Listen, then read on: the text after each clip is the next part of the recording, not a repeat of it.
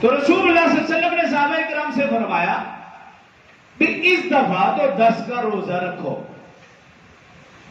اس دفعہ 10 محرم کا روزہ رکھو، لیکن اگلے سال سے صرف 10 کا نہیں رکھنا، کیونکہ صرف 10 کا روزہ یہودی اور عیسائی رکھتے ہیں۔ اگر مسلمان صرف 10 کا روزہ رکھیں گے تو یہودیوں اور عیسائیوں کے ساتھ مشابہت ہو جائے گی، جو کہ درست نہیں۔ یعنی آپ غور کریں، نیک کام میں بھی یہودیوں اور عیسائیوں کی مشابہت اللہ اور اللہ کے رسول کو برداشت نہیں ہے، حالانکہ نیک کام۔ تو جو دوسرے کام ہیں اس میں اللہ اور اللہ کے رسول کو غیروں سے مشابہت کیسے برداشت ہوگی؟ نیک کام میں بھی برداشت نہیں ہے۔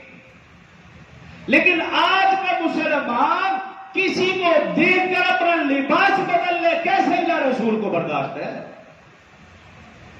آج کا مسلمان کسی کو دیکھ کر سبیل لگا لے، کیسے اللہ رسول کو برداشت ہے؟ آج کا مسلمان کسی کو دیکھ کر نظر و نیاز بانٹنا شروع کر دے، یہ کیسے اللہ اور اس کے رسول کو برداشت ہو سکتا ہے؟ جب نیک کاموں میں مشابہت برداشت نہیں، کیوں من تشبہ بقوم فہو منہم؟ رسول اللہ صلی اللہ علیہ وسلم نے فرمایا جو شخص جس قوم کی مشابہت اختیار کرے گا، وہ شکل میں ہو، لباس میں ہو، وہ اعمال میں ہو، قیامت کے دن وہ شخص انہی کے ساتھ اٹھایا جائے گا۔ اگر میں اور آپ کسی کو دیکھ کر اپنا لباس بدل لیتے ہیں تو پھر تیار رہیں، کل قیامت کے دن ہمارا حشر نشر انہی کے ساتھ ہوگا جن کے ساتھ ہم محبت کا دم بھر رہے ہیں۔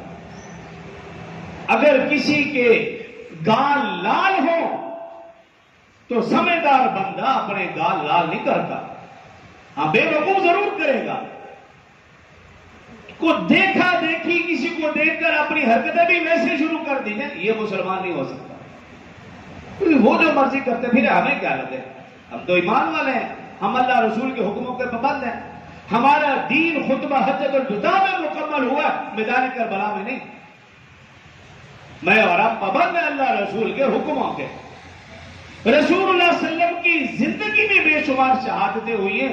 سیدنا حمزہ رضی اللہ عنہ، جس کو رسول اللہ صلی اللہ علیہ وسلم نے سید الشہداء کہا، سید الشہداء، ان کے ٹکڑے ٹکڑے کر دیے گئے، مسلا کیا گیا، ناک کان کاٹ دیے گئے، لیکن رسول اللہ صلی اللہ علیہ وسلم نے آنسو بہائے، ایک لفظ بھی ان کی زبان سے نہیں نکلا، ایک لفظ بھی۔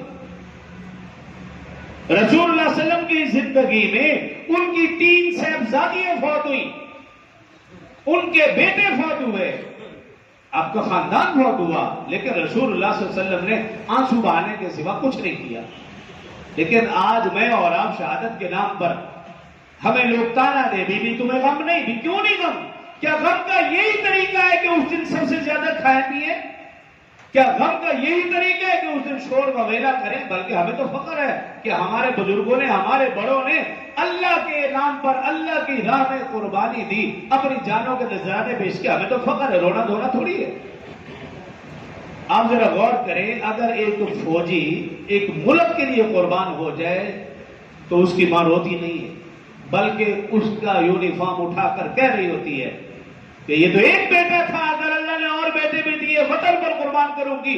اگر آج کی اس دور کی ماں اپنے بیٹا جو کہ وطن کے نام پر قربان ہوا، اس کی قربانی پر خوشی منا رہی ہے، خوشی کا اظہار کر رہی ہے، خوشی کے آنسو بہا رہی ہے، تو جو لوگ دین کے لیے قربان ہوئے تو ہم اس کے لیے کیوں روئیں؟ ہم تو خوش ہیں۔ تو خیر، تو جب نیک کاموں میں مشابہت اللہ رسول کو برداشت نہیں، دوسرے کاموں میں بھی برداشت نہیں، یہ آپ یاد رکھیں۔ تو رسول اللہ صلی اللہ علیہ وسلم نے حکم دیا اگلے سال سے صرف 10 کا روزہ نہیں، 10 کے ساتھ 9 کا یا 10 کے ساتھ 11 کا روزہ ملا کر 2 روزے رکھنے کا رسول اللہ صلی اللہ علیہ وسلم نے حکم فرمایا، اور اس کی فضیلت بھی بیان فرمائی۔ ایک اور حدیث مبارکہ میں حضرت عبداللہ بن عباس رضی اللہ عنہما سے روایت ہے، رسول اللہ صلی اللہ علیہ وسلم نے فرمایا اگر کوئی شخص یوم عرفہ کا روزہ رکھتا ہے، یوم عرفہ 9 ذی الحج کا روزہ جو گزرا تھا، فرمایا جو 9 ذی الحج کا روزہ یوم عرفہ کا روزہ رکھتا ہے، یوم عرفہ کا روزہ 2 سال کے گناہوں کا کفارہ ہے، لیکن جو محرم کا ایک روزہ رکھے گا وہ 1 سال کے گناہوں کا کفارہ ہے، جو 2 روزے رکھے گا وہ 2 سال کے گناہوں کا کفارہ ہے۔ ایک اور حدیث مبارکہ میں جو کہ ضعیف کہلاتی ہے، لیکن اس میں یہ ہے کہ جو 1 روزہ محرم کا رکھے گا 40 سال کے گناہوں کا کفارہ۔